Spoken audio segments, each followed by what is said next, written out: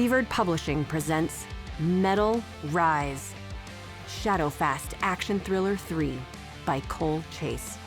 Read by the author.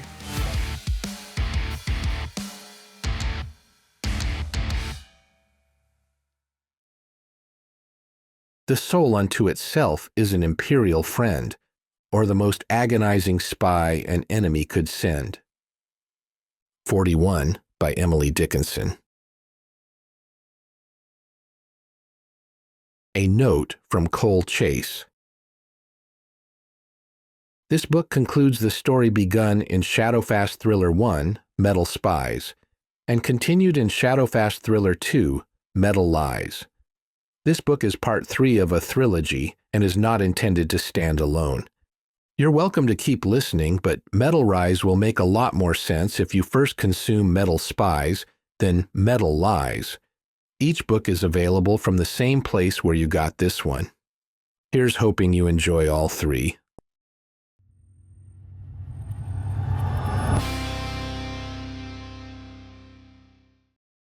Chapter 1. Seattle, Aurora Avenue, North Bridge. A frantic glance out the sideways windshield shows Quinn the distance between the careening Jeep and the edge of the bridge. The robot cars have pushed them from the center lane into the right lane. All that separates them from the 16-story drop to the cold black lake are a pedestrian guardrail with metal pickets a couple of feet tall, a narrow maintenance walkway, then a final guardrail, 8 feet tall, with pickets every 6 inches. The pickets glint in the night, maybe iron, but maybe plastic. He has no idea if those guardrails can hold the Jeep's weight if pushed by 700 or 800 horsepower. He doesn't want to find out. He chimneys his body between the floorboard and his leather seat so that when he disconnects his seatbelt, he doesn't fall on his right side. Once freed, he clambers awkwardly around until his feet rest on the window pillars. Standing precariously on what was the passenger side of the car, he shakes Cooper by the shoulder. Back slap, trouble. Danny also unclips his seatbelt.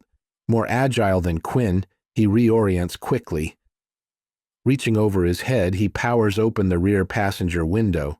On the side of the vehicle that is now the floor, he finds his MP7, tosses its sling over his head, then leverages himself up and out. He vanishes from Quinn's view. A second later, the chatter of his MP7 adds to the cacophony of whining engines and metal, climbing toward a hair-raising crescendo. Cooper's eyelids flutter, then he's back. His hands bat the deflated side airbags away from his face while he looks around. He mumbles, "Well, this ain't right." The Jeep has gained momentum sliding toward the edge of the bridge, but with a thump, it slows drastically. As the Desti cars keep pushing, ear-splitting groans of bending metal fill the night. Quinn realizes the Trackhawk has hit the pedestrian guardrail, and under pressure from the Desti cars, the rail is folding. With a squawking wrench and a loud snap, a section of the guardrail breaks. A piece of it pops into the open window between Quinn's feet as the car suddenly hops 3 feet closer to the edge. Then the Jeep jolts to a stop again. Those fuckers are trying to push us off the bridge, Cooper realizes. "Welcome to the party. We're up against the last guardrail." Quinn glances around frantically. The rear hatch still hangs open, beckoning as an escape route. Except as he peers through the seats out the back, he can see the road behind them, bathed in headlights.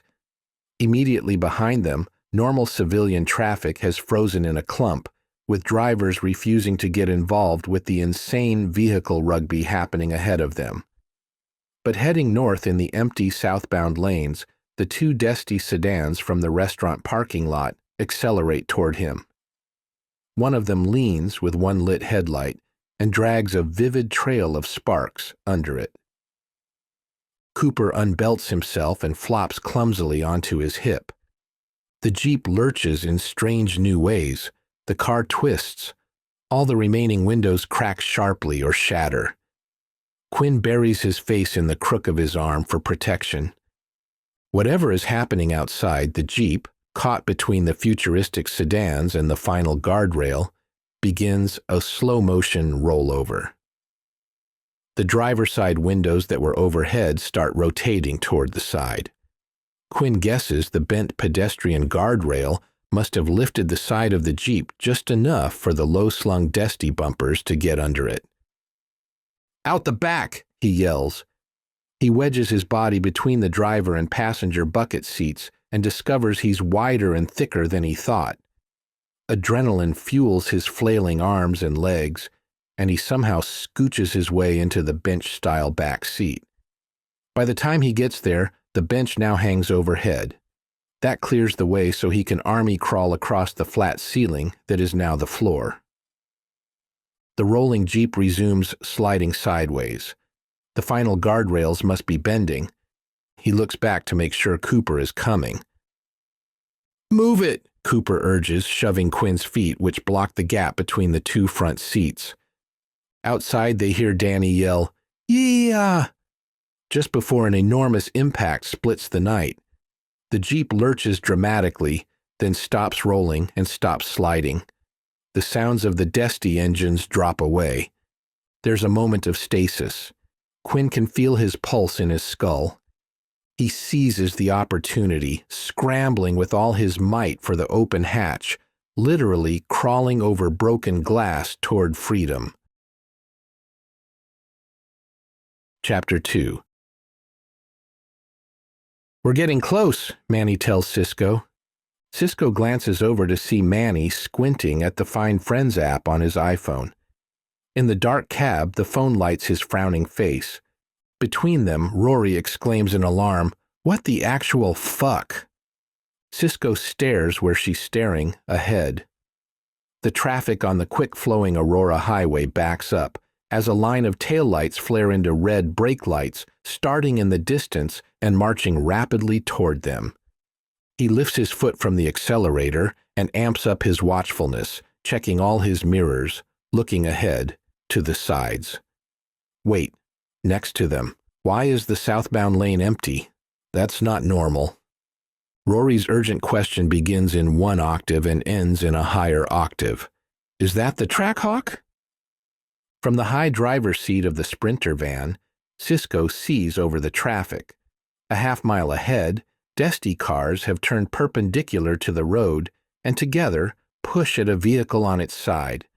The wash of headlights from the cars behind the vehicle show him clearly it is the slate-blue pearl coat of the team's Trackhawk, and the maroon interior of the team's Trackhawk, and Conyo, Danny just climbed on top of the sideways car and started shooting the Desti sedans. Two cars pull out from somewhere behind Mr. Licks and go roaring in the wrong direction on the empty southbound lanes. They are both Desti cars, one looking damaged. In a flash, Cisco understands his teammate's danger. His brain goes into ultra-fast race driver mode. Must get to Quinn. Must stop the Desti cars. Ram them? Might take out my own engine. Rory has no seat. Fishtail! When a quick glance verifies that the lane next to him remains empty, Cisco stomps the gas pedal and wrenches the van into the empty lane. "Manny," he urges, "hug Rory. We're gonna crash." The Sprinter has a V6 engine, but it wasn't designed for drag racing. Cisco practically wills his vehicle faster and faster up the empty lane. Just as his headlights arrive next to the taillights of the first of the three Desti cars pushing on the Trackhawk, he simultaneously stomps the brake pedal, yanks the handbrake, and spins the wheel. The heavy van pivots on its front tires.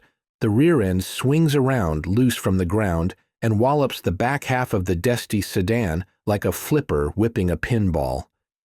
The back of the Desti shoves left, smashing the car next to it. The front ends of both cars swing right. Glass shatters. Airbags explode in their interiors. Inside the van, Manny's shoulder muffles Rory's shriek. Instruments and gear fly everywhere in a series of sickening crunches and crashes. Before anyone realizes what has happened, Cisco throws the van into reverse. He doesn't really have a plan, but if the Desti cars keep pushing the Trackhawk toward the edge of the bridge, He'll need to take another run at them. He angles the van back into the empty southbound lanes. But when he looks forward again, Danny runs for them. Quinn pops up from the back hatch of the careened Trackhawk and dash limps toward them. A second later, Cooper crawls out of the Trackhawk's hatch, carrying his AR-15. He looks pissed. He walks toward the van rather than runs. Halfway between Mr. Licks and the Dusty cars, he turns and sprays at their tires in successive 3-bullet bursts. He scores a couple of hits. 2 of the Dusty cars seem out of the fight. If their airbags deploy, they're programmed to cut their engines for safety. The third Dusty car mindlessly pushes at the underside of the Jeep, but the self-driving car's front tires hang suspended in the bent pedestrian guardrail. Since now only one car pushes at the front end of the Jeep, instead of crushing the final guardrail, the back of the Jeep slowly pivots away from the rail as the front pushes into it. The 2 Dusty cars from the restaurant parking lot want to help push the Jeep off the bridge. They nose around the stranded 2 cars, trying to get at the Jeep but unable to find a way in. It reminds Cisco of Quinn's Roomba when it bumbles into table and chair legs, too dumb to back out. Manny throws his door open and helps his teammates into the truck. Rory retreats to the back so Danny, then Quinn, then Cooper can board, each easing between the front seats. "Are you—" Manny begins. "Talk later," Quinn says. "Get us out of here first." "Moving," Cisco says. "Hang on." The right side of the van has a big old dent in it, but the vehicle seems to drive okay. The Dusty sedan's nursing at the Jeep's belly block 5 of the 6 lanes of the bridge. He gets in the extreme left southbound lane and rolls north around the mess.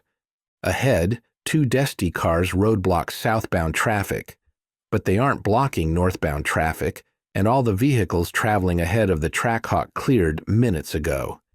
Cisco simply weaves around the obstacles, and within moments, Mr. Licks rolls at speed up the highway. Over the comforting normalcy of the purring engine, he can hear Quinn, Danny, and Cooper behind him panting. They smell of rock and oil. "Where to, boss?" Cisco calls. Quinn steps forward, between the seats where Rory knelt before. He slumps to his knees with a sigh. "We gotta hide and regroup. Whoever runs those cars knows we escaped." "At least 4 of those cars still work," Danny says. "There's more in the fleet, too," Cooper adds. "We can't outrun them. We gotta go to ground. Any ideas?" Quinn asks Cisco. "I might know a place," Cisco says. Rory, all the way in the back, perches gingerly on the drum throne. "What about Night Boy? How do we get him now?" Quinn cranes his neck to give her a look, then he faces front and paws wearily at his face. Cisco expects their leader to rally them with a "we can do it" statement, or a next-level brilliant idea, as Quinn so often has in the past. He knows the situation is bad when Quinn answers in tired resignation, "Fuck if I know." Chapter 3. "You might know a place," Quinn quotes back to Cisco across the chipped breakroom table. "Talk about understatement." Cisco grins. "We all have a past, boss." Quinn nods. He vets his crew members when they first join, but once he's satisfied, he doesn't look under the hood too often. He knows his wheelman did prison time for working in a chop shop. But Cisco lives over his garage now, and Quinn knows most of his income comes from Shadowfast. That doesn't mean Cisco lost his past relationships. Cisco had placed one phone call in rapid Spanish. They drove mere blocks past the Aurora Bridge to a rundown warehouse in an industrial section of Fremont. A painted sign outside, faded and unlit, read, "Waltz Mufflers." When the Springer van rolled up, the single overhead door flew open. Cisco rolled the van into a waiting shop, and the door rolled down. Just like that, the crew was hidden. Not only hidden, but being serviced. Now 3 expert and cheerful Hispanic mechanics are working on the Sprinter's engine and body issues. As they toil, They sing How Great Thou Art in Spanish. Shadowfast crowds the shop's little break room. A scorched, old-school Mr. Coffee squats next to a microwave oven from the 1970s with powdered creamer and environmentally appalling styrofoam cups. A grubby sink hosts a sign, "Your mom doesn't work here. Clean up after yourself." The avocado formica peels from the counters. While the band members chatter with each other, comparing experiences, Quinn finally has a moment to fish his iPhone out of his pocket. It's a miracle the damn thing is in one piece. He credits its Pelican case, which he bought after a single incident of dropping his phone cost him $400 in repairs. He doesn't even know when the comms disconnected. That makes him a piss-poor squad leader. On the other hand, he's not dead. So he has that going for him. A tiny red badge on the phone icon shows a 2. He opens the phone app and listens to the voicemail. He feels the blood drain out of his face. "Guys," he says, "listen up." He switches the phone to speaker mode, sets it in the center of the table, and replays the second voicemail. It's Manjanath's voice, tinny yet loud. He pants all through the message. "I know Brody's attack. I learned it from a Skyhouse employee. He will. My hypothesis was correct. What I told you in Columbia Tower, he will crash old HEO satellites into current GPS LEO satellites. High orbit blocking low orbit. Quinn, it's tonight. The launch window is tonight. I cannot emphasize this strongly enough. To coordinate the thrust with Chinese and Russian satellites, they fire at 3 a.m. local time. He will launch from his control center at..." Manjanath stops talking, but the recording continues. A different male voice, farther from the phone, orders, "Stop, hang up." Then the recording plays several seconds of noises that imply a scuffle. Wind against the microphone, fabric rubbing on it. A loud whap that sounds like the phone landing on the sidewalk. Gritty scraping as the phone slides. Then a pause. After a moment, the second male voice speaks again, barely audible. "Who are you speaking to?" Manjunath's accented voice, uncharacteristically insolent. "No one." Then the sound of a semi-automatic weapon firing, just the first 3 bullets. The message cuts off. A moment of shocked silence rules the break room, then all the reactions explode at once. Rory, "Is he dead?" Manny, "Tonight?" Cooper, "That fucking bastard." Cisco, "Mierda." Danny grunts, then rubs his hand over his scalp. Quinn raises his voice to be heard. "Hold up!" When everyone looks at him, he says in a stern, low tone, "This is all top secret shit, remember?" The band settles, chastened. "We have a tough choice," he says. He makes eye contact with each member of his crew in turn. "We either save the U.S. or we save Night Boy. I always choose us over them, but I don't know if one of us outweighs all of them." Cooper looks puzzled. "What the hell, boss? So people have to read a paper map. Let 'em." Rory adds, "Night Boy is a creepy homicidal maniac, but he's our creepy homicidal maniac." Cooper chuckles in agreement and daps fists with Rory, unusual chemistry between them. Cisco nods along. Quinn sighs. He forgot only Manny and Danny heard the briefing about how vulnerable and confused America will be without GPS. Everything from missile defense to airlines to traffic lights, gone. Shipping, untraceable. Precision times turned approximate and unreliable. Maybe everyone loses email. Heard backslap, there's a little more to it due to our client. Just hang loose and give me a chance to plan. With that, he stands. "I need some thinking space. You guys feel free to raid the snacks." "Snacks?" Rory says. She immediately turns and starts opening cupboards and drawers. "Ooh, hot chocolate!"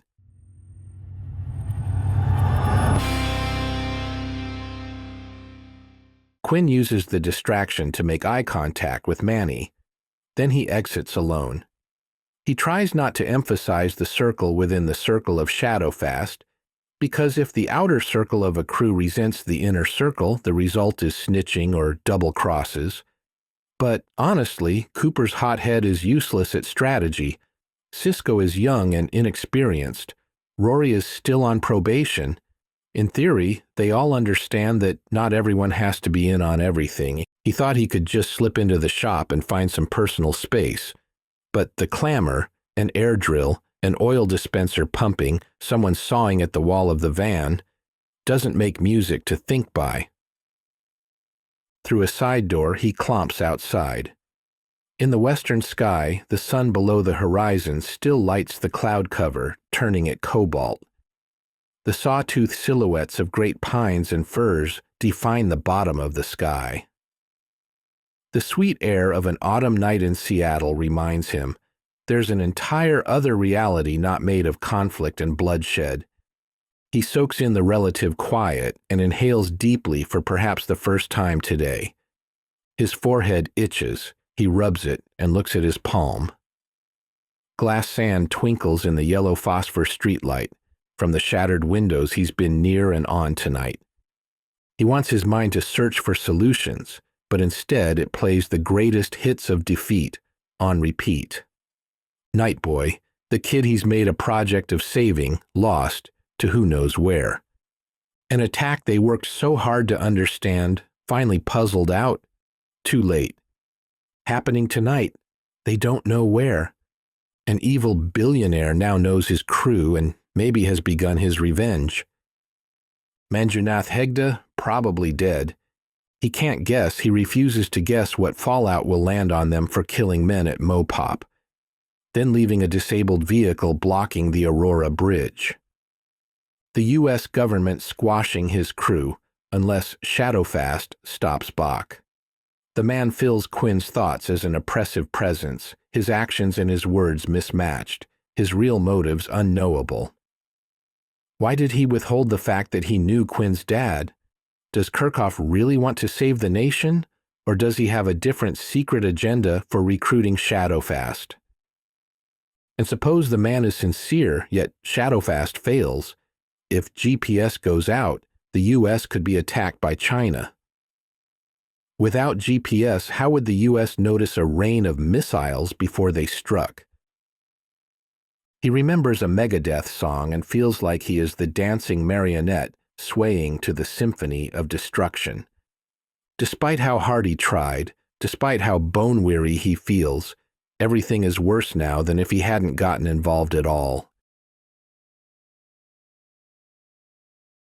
Chapter 4. The shop's side door creaks behind him, interrupting his thoughts, and a shadow passes over Quinn. Manny stands beside him and takes in the night. Then the big Samoan says, "I know what you're thinking." "You can't," Quinn says. "My independent original notions elude mere mortals." "You have to call him." He sighs. "Okay, you know what I'm thinking." After a beat, and no. The door creaks again. Silently, Danny appears on Quinn's other side. "Great work on that first Desti car," Quinn says. "Quick thinking." Danny folds his arms and nods. "What did the little pussy do now?" Manny asks, which makes Danny smile despite himself. "Threw a rock through the Desti's window, jumped inside, drove it off a cliff."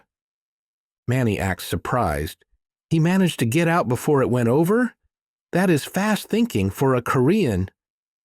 "Let's see who is fast," Danny offers. "You and me, foot race, any distance. Say, 400 meters? Quinn winces. "Ooh, got you there, Emmanuel." Manny shrugs. "S okay, I'll beat him on the IQ test." Danny says something in Korean that he finds very amusing, but Quinn cannot understand. The conversation runs out of momentum. Quinn feels their presence at each shoulder as they gaze into the night sky. "You have to call him," Manny says. "Yes," Danny adds. "Only way." "God damn it," Quinn protests. "But we can't trust Kirchhoff." Or Kirchhoff's jerk-off squad, Mitnick and the guards. List the alternatives, Manny advises. Like get Nightboy back. How? Pretty soon the van will be fixed, Quinn says. We'll be mobile again. And? And nothing. He doesn't know how to pick up the trail. Plus the Desti fleet has hundreds of cars. The remote hacker could readily deploy 20 murder cars just to guard Nightboy. Even if Shadowfast knew where to go, they probably can't get there.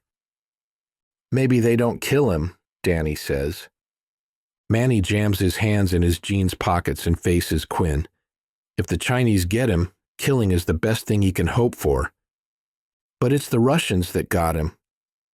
If he killed 4 of your friends, would you tell the Russians, that's okay? Keep him? You know what's best? Manny contradicts. If he killed 4 of my friends, I would move heaven and earth to get my hands on him. Quinn admits glumly. So the Chinese will insist that the Russians hand him over? Danny chimes in. No doubt. That's not funny, Quinn mutters. The mind he just described as independent, original, and elusive sleeps in his head inert as a crowbar.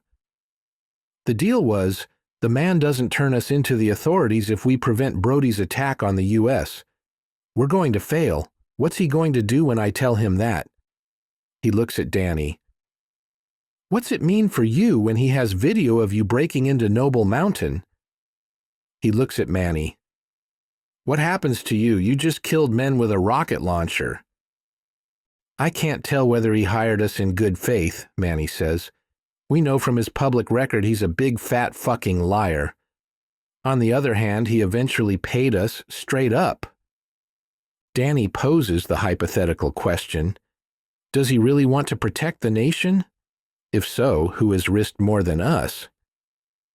You're saying trust his integrity?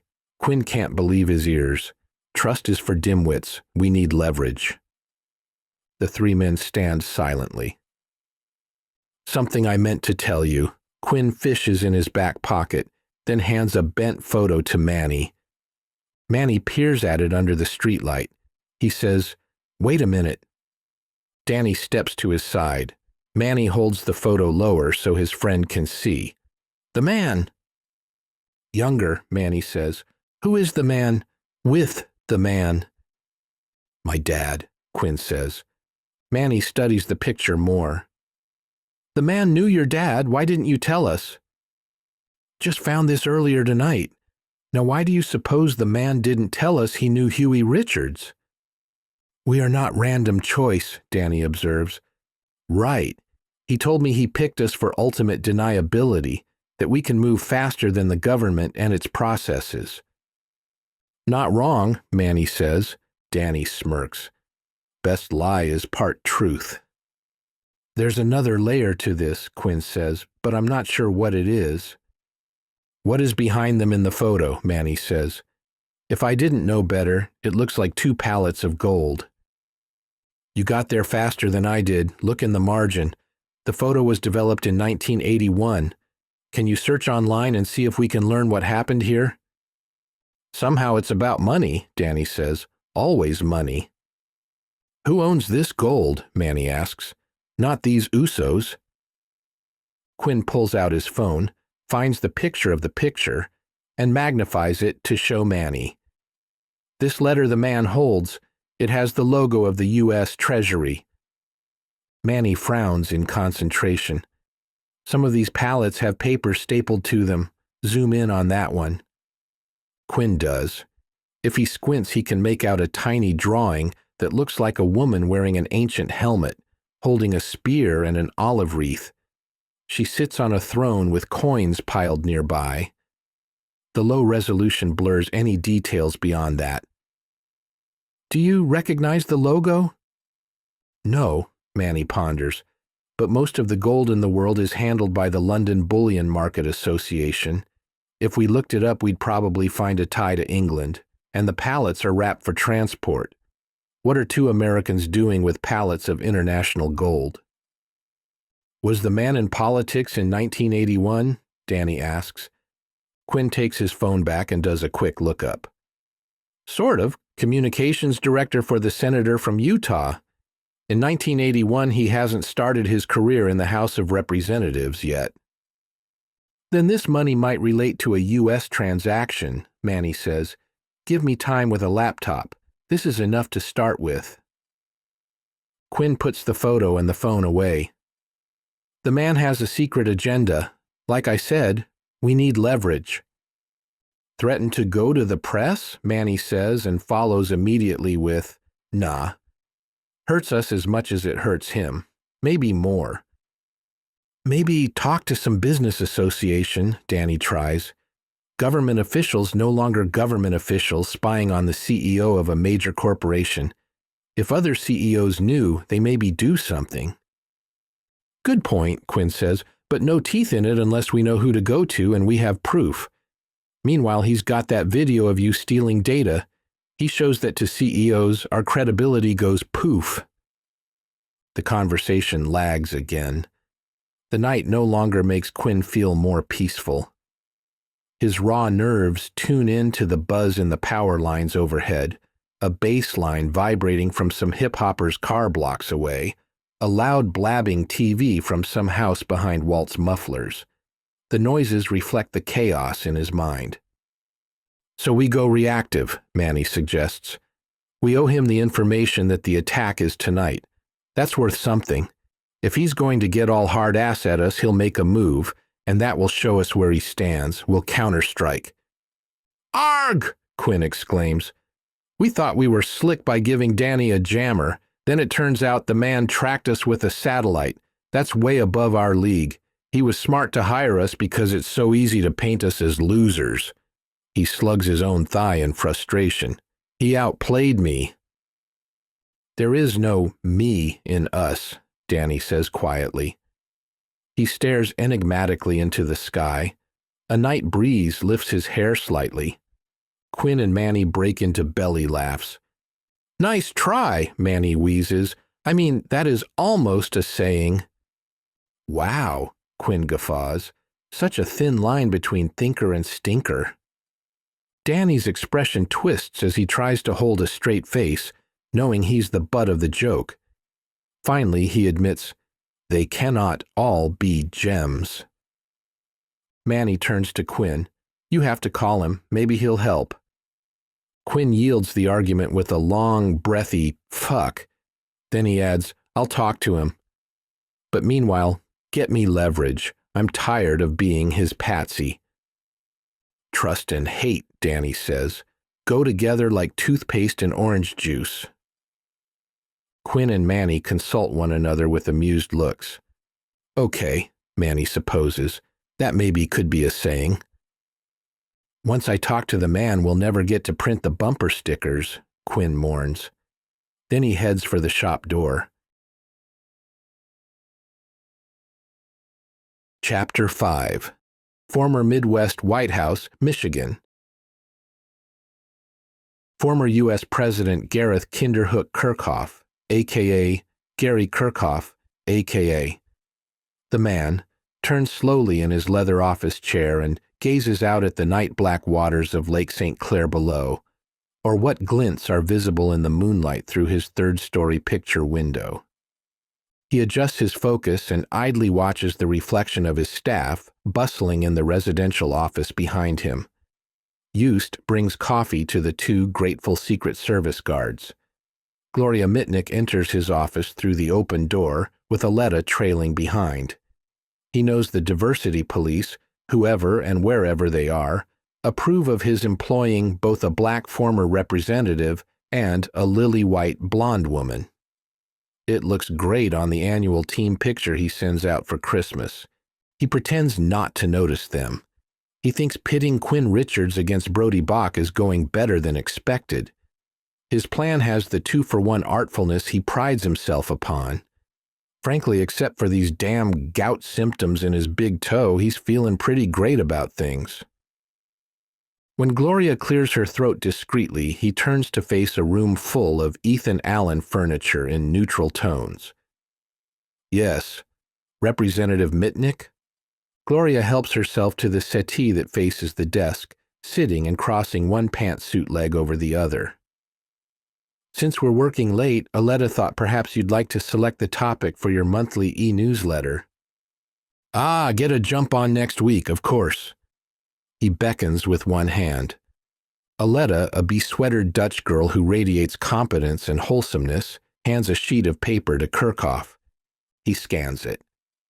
The 3 suggested topics, each designed to elicit funds from his hundreds of thousands of subscribers, include a war story for upcoming Veterans Day, boring and expected, a heartfelt anecdote from his childhood related to Thanksgiving, saccharine, and an outlier, statistics about a Detroit community hurt by a nearby train derailment.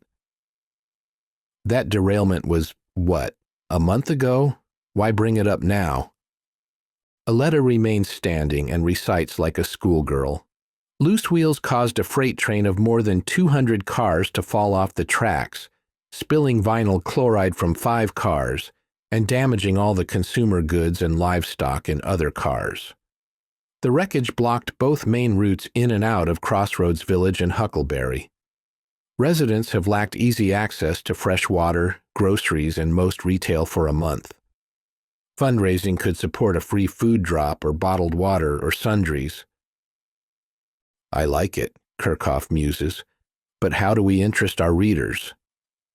He taps a pen against his lips, thinking. Gloria and Aletta, longtime staff members, know better than to suggest anything. How are they fixed for toilet paper? Aletta blinks in surprise, then recovers her solicitous expression. That falls under sundries. They have a toilet paper shortage. Have the campaign fund purchase rolls of Janssen and Smith toilet paper. How much? What's a nice number, Gloria? Gloria asks Aletta, how large is the affected population? Aletta glances at another paper in her folder. Crossroads Village is only 34 buildings and fewer than 200 people. Huckleberry is even smaller. Gloria says to Kirchhoff, 1,000 rolls? Lacks impact. Make it 10,000. Aletta scribbles a note. Know your audience, Kirchhoff adds. When you write it up, we'll raise engagement if you fill the article with butt puns. Who gives a crap about, and the bottom line is, and something about CYA? Aletta looks up. CYA? Christ, Kirchhoff thinks. Church girls. Cover your ass. Aletta writes it down, suppressing a smile. That's all I have, sir. Very good. Nice work. Make sure it is specifically Janssen and Smith brand, yes? Locally owned, so we benefit the community twice, the business owners and the recipients. I'll point that out in the article, Aletta says. I am confident no other media outlet will have written this particular angle, Gloria praises faintly. Thank you, Aletta. Gloria, a word? Aletta takes the hint and exits. At the threshold, she turns and asks, door open or closed? Closed, please. A moment later, seizing the moment of privacy, Gloria smiles. Local owners, extremely local, I would say. Kirchhoff grins, unashamed. If we can help others while using my company, who does that hurt? Profiting off charity, a great American tradition, they chuckle. Chapter 6. Gloria produces a smartphone. Time to check in on our agents? Why? Are they up to anything interesting? Yes, I have early reports of shots fired near Bach's event. As she speaks, she approaches the desk, sets the phone down, and activates the speaker setting. Then she presses some icons and buttons.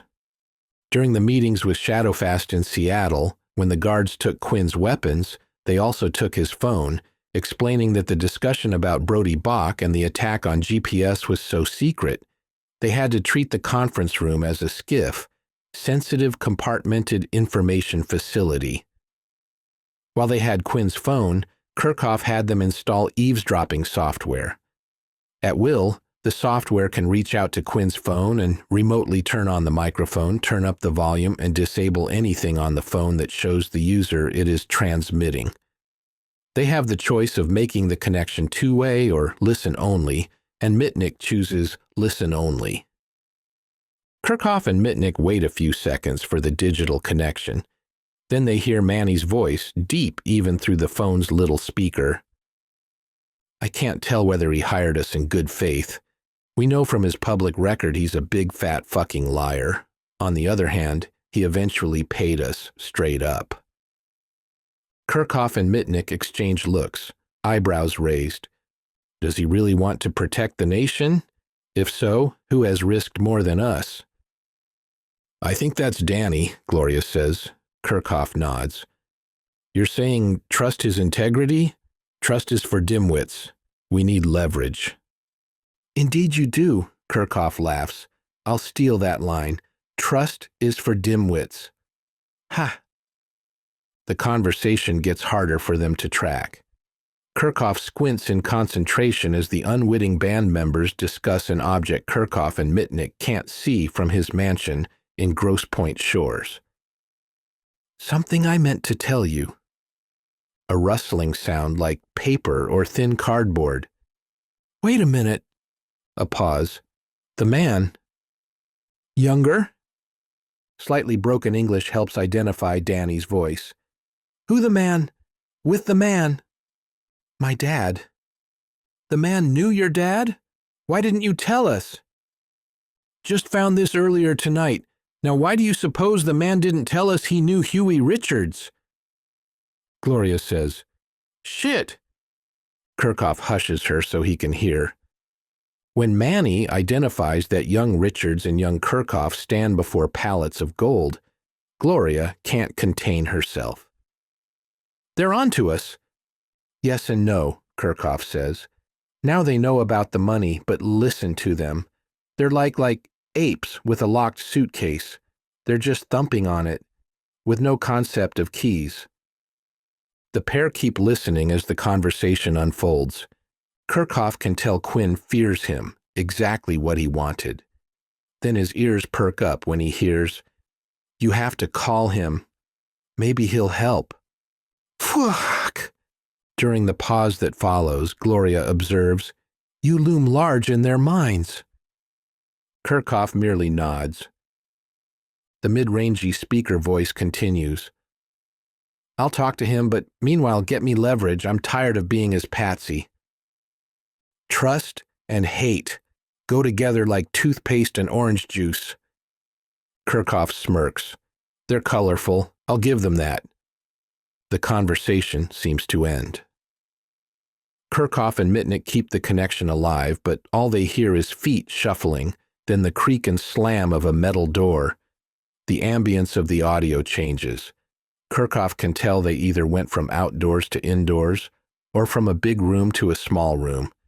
He can hear noises in the background that he thinks come from a factory, until he hears the telltale zizz of an impact drill driving lug nuts home. Then they hear mumbling, not very close to the microphone.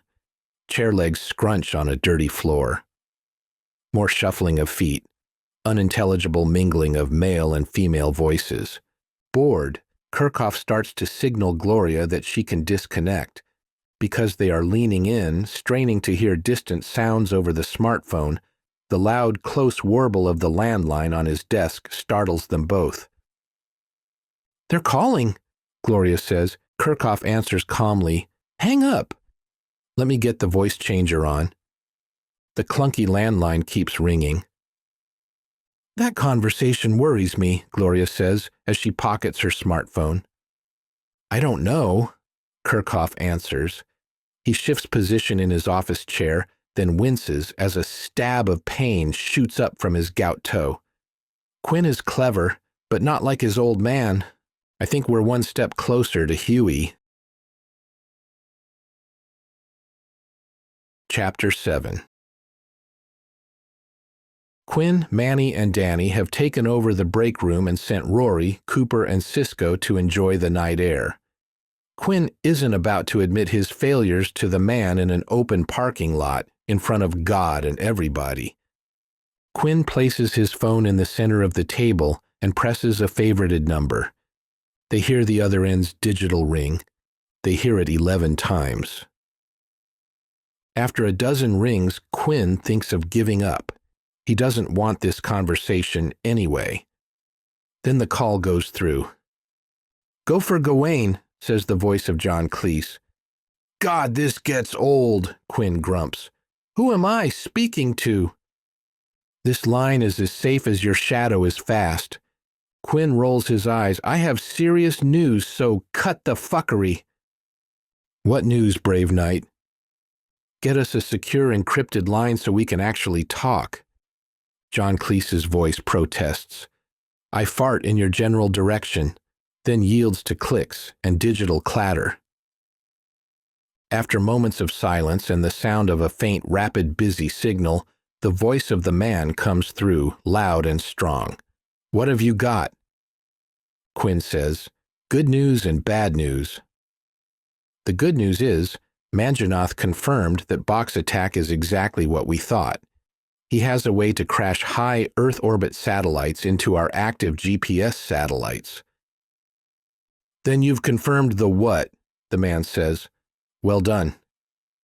At his pleased tone, Manny and Danny bump optimistic fists. "We've also confirmed the when," Quinn says. "You're not going to like it." "Give it to me straight." "Tonight." A long pause follows. The man breaks the silence. "On this encrypted line we get some distortion. I thought you said tonight." "I did. Tonight." Bach coordinated his attack to transmission windows in China and Russia. He goes 6 a.m. Eastern Time, 3 a.m. local. "You've confirmed this?"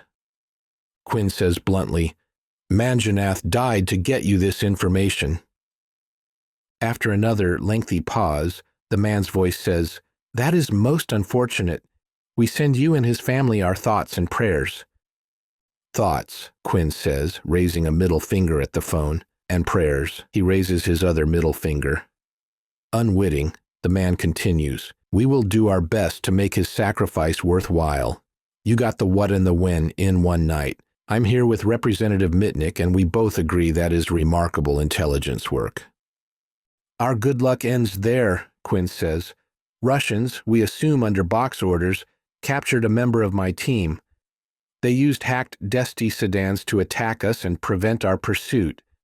My team member is uniquely gifted, and I am very concerned about his welfare. We're willing to help however we can at arm's length, but we must maintain deniability." Quinn expected exactly that level of heartlessness, but it still feels shitty to hear it aloud. He closes his eyes. Now comes the part of the conversation he fears. "We got the what and when. We did not get the where." The man takes in the statement.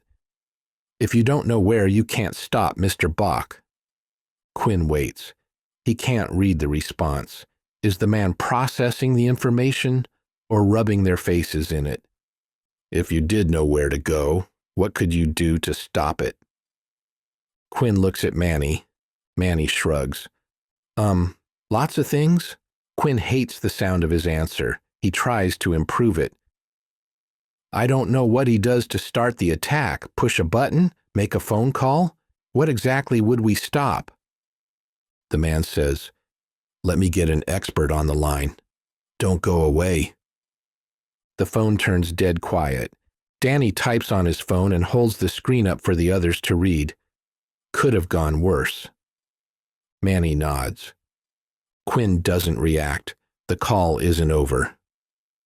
"Shadowfast," says the gruff voice of General Carl Schaefer, not quite into the phone. "Don't remember. What's that? Investigators? Oh, those biker gang fags you sent to Korea?" As Manny and Danny widen their eyes in fake shock, the man's voice interrupts. "General Schaefer has joined the call. You're still on?" Quinn affirms. "General Schaefer," the man begins. "As you and I have discussed previously, our intel uncovered a coming attack on the U.S. GPS system. The attack requires our foes to send simultaneous thrust commands to hundreds of HEO satellites from the U.S., Russia, and China. Your thoughts, please, on how we might prevent our enemies transmitting those commands. We have new intel showing the attack commences tonight. The general treats the room to the sound of him blowing his nose for several seconds. Manny, Danny, and Quinn trade looks again. Then, do we know where their command centers are? Not yet. After some harumphing and throat clearing, General Schaefer thinks aloud into the phone. These would be powerful signals. They have to reach the satellites, and the ground control must coordinate across a global theater. Even if the transmissions are encrypted and shielded, they will have leakage. They require tremendous amounts of broadcast gear. They need a tower or a huge parabolic dish or a transmitting laser to lock onto the satellite and reach it. They need a meteorological station nearby so they can calculate delays in time of flight for their transmission signals. Those require a stronger than residential power source. No average civilian is doing this from his backyard. Yes, now that I think on it, the transmission would have to come from existing space control centers. The man offers a comment dressed as a question, which we monitor daily, do we not? Every 90 minutes. Some constantly. The general warms to the subject. If they are serious about executing tonight, they have recently sent test transmissions. They've verified they can communicate with the old HEO SATs. They had to confirm they can truly move them. General, the man asks, I wonder if you have friends at the Department of Defense willing to review the SIGINT from space control centers over the last 24 hours. With the test commands and the need to synchronize U.S., Russian, and Chinese transmissions, that might be recognizable traffic. There are still soldiers who jump when I say, Schaefer brags. There are 22 world space centers. I think we could gather and analyze the data rapidly. Manny raises his hand to speak. Quinn nods. Manny leans closer to the phone and says, we should add to that list all properties owned by, leased by, or related to Brody Bach and Sky House. He has enough resources to construct a private control facility. Who just spoke? Schaefer asks sharply. Manny, from Shadowfast. Who or what is Shadowfast? The general demands. Mr. President, is this person properly read in? I've been discussing classified. Thank you, General. The man interrupts smoothly. Point taken, Emmanuel. I think we know what to do from here. SIGINT analytics will be up to government personnel, so the ball's in our court. Please stand by. We'll get back to you with where to go and whose ass to kick. Quinn knows that's how it must be, but he hates the idea of sitting passively. Tick-tock POTUS, he says. We, are aware of the deadline. The man sounds distracted. The general speaks over him, alternately thanking someone for soup and ranting about lax security standards. The call cuts off. Quinn vents, what the hell parallel universe did we fall into where saving the United States is up to a demented general and a heavy metal band? More important question, Danny deadpans. Mimicking General Schaefer's voice, he growls, who or what is Shadowfast? Manny laughs so hard he nearly falls out of his chair. Quinn finds nothing to laugh about. He grumbles, you kids these days.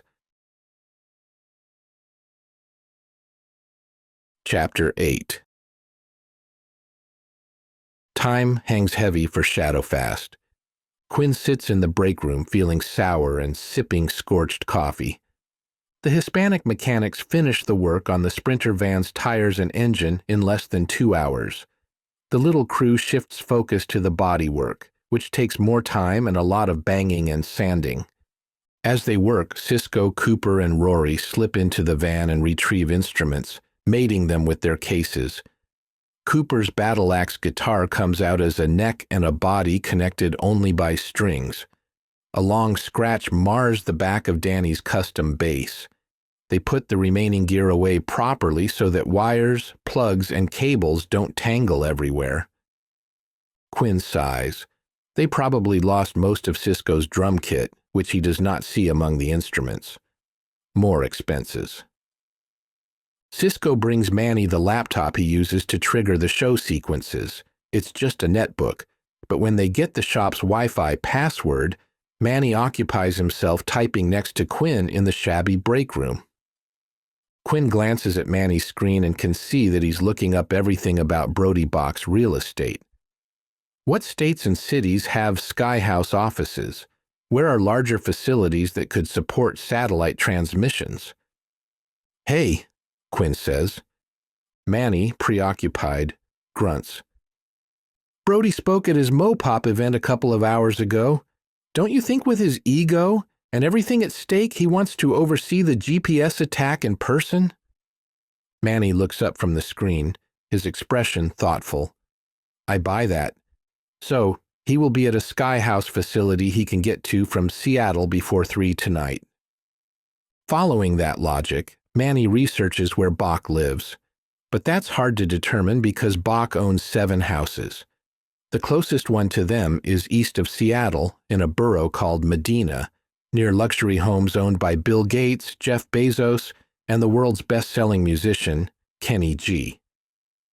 The largest house Bach owns, by far, is a mega mansion on Orcas Island in the Pacific Ocean off the coast of Washington State, near the border with Canada. If he heads there, the logistics are awkward for Shadowfast. It's at least 3 hours' drive plus a ferry ride away. Quinn leaves Manny to his research. He sits with Danny and Rory, holding quiet discussions on what they can do if Ben Sinister figures out where the GPS attack will start. Cooper joins in for a bit, but eventually walks away dissatisfied, his attention span shot. Using his backup strat as if it's an acoustic guitar, he practices quiet riffs and scales. Cisco finds some empty cardboard boxes, improvises a ghetto cajon, then baps and bips along. Manny calls to Quinn, "Send me that photo you showed me." Soon he has the 1981 photo of Quinn's father and the man. In less than 30 minutes, he beckons Quinn to sit near him in the break room. "I think this is a cash payment to Iran," Manny says. "Iran?" Quinn blinks. "Since when does the U.S. send gold to the Middle East?" Weird circumstance. Manny taps his way among multiple tabs on his browser. Bear with me, I'm summarizing 2 years of global fuckery. In 1979, the leader of Iran is a Shah and the people overthrow him. Their main beef, near as I can see, is that he believed in separation of church and state. They wanted a religious government. He flees for his life to Egypt, and back from exile comes this religious leader, Ayatollah Khomeini. You think Osama bin Laden was a piece of work? This guy's the rougher prototype. He takes over and plunges Iran into religious rule. Clerics rewrite their constitution. Fuck democracy, yay theocracy, Quinn comments.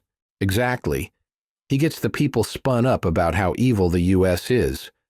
November 1979, 500 protesters storm the U.S. Embassy in Tehran while the Iranian police just watch. It's a big fucking deal. Embassies don't keep arms, so they try to disperse the mob with tear gas. Rioters tear the fences down. The embassy staff burns secret documents. It's chaos. End of the day, the Iranians hold the embassy with 90 hostages, most of them American. Whoa, Quinn says. Right, so what would you do, President Jimmy Carter? Not Reagan? Not yet. Carter sends a delegation to negotiate the release of the hostages. Khomeini refuses to see them. He cancels Iranian treaties with the U.S. He says Iran won't even start talks until the U.S. deports the Shah to them. Are we getting to the money part? Almost there. A few months later, the exiled Shah has cancer. He needs Western medicine. He goes to the U.S. for treatment. The Iranians think about the Shah like he's their Hitler. So when he goes to the States, now they get all worked up about the U.S. as the great Satan. Danny, eavesdropping, shrugs. If you have to be a fictitious evil character, might as well be great. Who fears little Satan? Manny ignores him. The U.S. freezes the Iranian state bank account wherever it has money in any U.S. banks. Then they cut off diplomatic ties. See? Danny says. Always comes to money. Fast forward, Quinn urges. What's the point? Manny looks cross. I thought you'd want context. Okay, months pass, blah blah, now it's late 1980. The Shah dies. Iran's negotiation non-starter of give us the Shah back goes away. Talks between the US and Iran can start, but now the Iranians demand not only all their money back, they also demand all the Shah's assets. Quinn snorts. Natch. So, how much we talking? Iranian state accounts plus the Shah's accounts? In US dollars, $32 billion. Quinn feigns choking on a hairball. Billion with a B? Our government is stupid, but not 32 billion stupid. How stupid? For all the hostages, 8 billion stupid. Because of all the international banking sanctions against Iran, it must be paid in cash. Best I can tell, this was the Shah's gold, and gold stands in for cash. Quinn stares at the old photo on the table. Then these jokers helped with the gold transfer? Manny nods. My best guess. I thought we never pay for hostages. Didn't, Danny says. Gave them back some of their own money. Quinn absorbs the information. He thinks about his dad. He thinks about his dad standing next to billions in gold. Did all the gold make it there? Manny reads aloud from Wikipedia. 20 January 1981, U.S. President-elect Ronald Reagan takes the oath of office. Only 20 minutes from Reagan's oath, Iran releases all the hostages, who are flown to West Germany via Algeria, where former U.S. President Jimmy Carter takes them back to the United States. Something satisfied the Iranians. They'd held those hostages for more than a year. Quinn takes the photo back. Thanks, he says. Manny turns away and resumes typing. The story makes a certain amount of sense, but it fits his mind like a t-shirt that shrank in the dryer. You can pull it on, but it feels funny.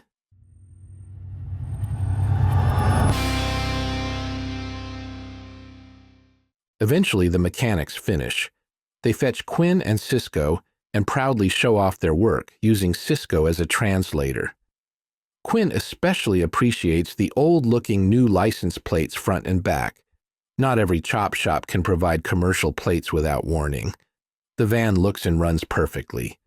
Except, there is little anyone can do with the magnetic Shadowfast sign from the right side, where Cisco clobbered the Desti vans. The sign was just a flat sheet of vinyl with magnets on the back. They've spray-painted it white, but the hole gouged in it by a Desti taillight aligns with the mouth of Mr. Licks. So, on the right, they have a white van with a weird little cartoon tongue showing.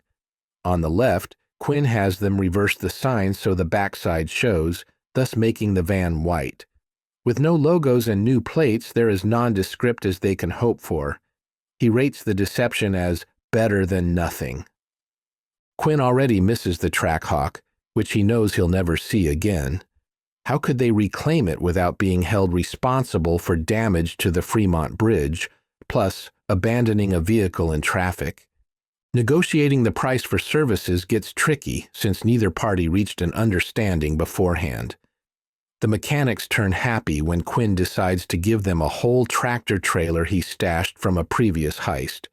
It's been a white elephant he couldn't sell, but these guys can easily turn it into $20,000 or more of parts.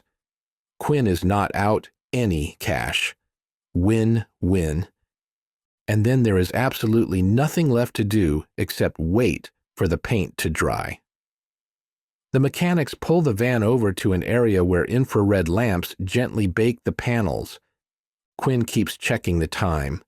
He still feels okay as midnight passes, but as the minutes fly without any word from the man, he can't help wondering how they'll prevent a deed that is only 3 hours from now, 2.5 hours from now, 2 hours from now.